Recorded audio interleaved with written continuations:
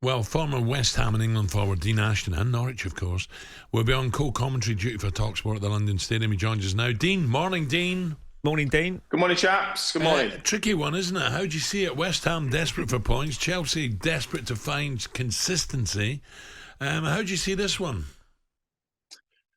I mean, look, it's another difficult game for West Ham, and we can't, sugarcoat the fact that they're in a relegation battle. They are. I know Ray was at the game against Everton, and that was, I think, such an important win, and the pressure felt pretty big at that point, and they've obviously picked up a good result against Newcastle as well. But they're still right in it. They've not got an easy run in pretty much all the way to the end of the season. But I always fancy them more against a Newcastle, against a Chelsea, against the best sides because of the way David Moyes sets up. So in turn, I don't think it'll be an easy game for Chelsea as well. So I expect it to be a real battle of a game and a tasty London derby.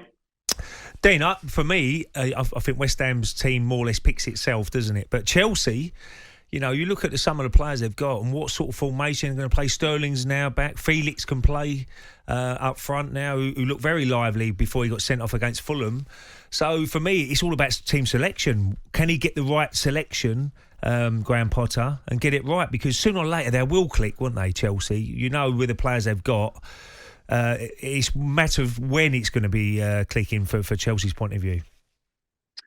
Yeah, you're right. I think that's why Graham Potter looks so cool, to be honest. Well, and the pay packet as well. But I think he looks so cool because he's got such a wealth of talent, either coming in from the transfer market or from injuries. And you look at what the team could look like tomorrow. Chilwell could well start on the left, and then you got Reece James on the right, Chilwell, and you could have João Felix and Sterling, with obviously Fernandes in the midfield, with all that talent waiting on the bench as well. I mean, it's surely exciting for Graham Potter to have those players available, and how good that could look going forward, where they've really struggled. That's been the issue for Chelsea. Obviously, 3 clean sheets in a row has really helped them just take the pressure off Graham Potter, but they've got to start scoring goals. Yeah, absolutely. And from a West Ham point of view, a good draw. Newcastle beating Everton. I think David will look at some of the games this weekend. Teams around them have got tough games. Leeds United take on Man United. Everton go to Liverpool. So a win would really do West Ham the world of good here.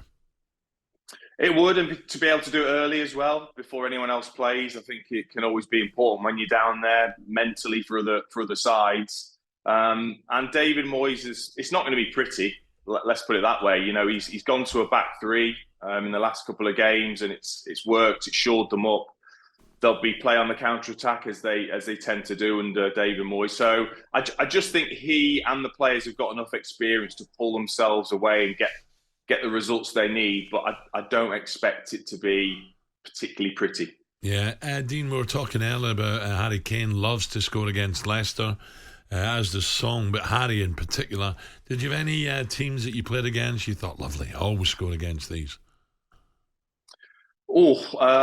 Southampton, I always felt like was a team I could score against. Not really, if I'm honest, Alan. I wasn't prolific enough to get into those like Harry is, where he's got teams that he can pick who he's great against. I mean, what a record he's got, to be honest. I think as well, he still goes under the radar. I don't think he gets maybe the recognition he deserves. He's such an unbelievable all-round centre forward, and I wouldn't be surprised if he bangs in a few again against Leicester. Ray, obviously not. No. What? Well, I'll get a booking. No, was there anyone that you fancied playing against? You knew you were going to score? Always Spurs, always. Oh, away you go. No, I scored one at White Hart Lane once. No doubt you're bumping in the Moose down there, Dean. He'll be pestering you probably. Of course, yeah, exactly, yeah. I mean, he'll be giving live updates on his Twitter as he normally is from every single game around the country. Dean, don't give him your dinner ticket at West Ham, because at Arsenal, when you go, you get your little ticket for your dinner. He always used to ask me for my one because he knew I could get a dinner anyway, so he had 2. Unbelievable.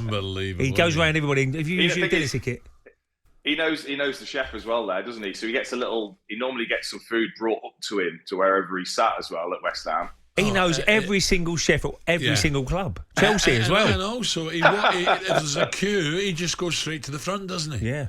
Unbelievable. Dean, have a great weekend. Cheers, mate. Dean. Thank you.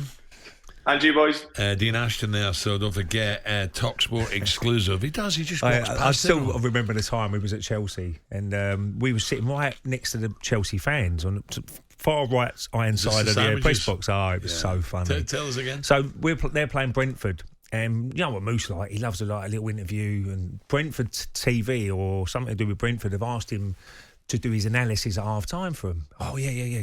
And he had a big plate of sandwiches and a sausage rolls. He was like a pile up on this plate. So I thought, oh, okay. And the guy sitting next to me in the Chelsea end, I'll give him the plate of food. He's passed it down, so his food's gone missing.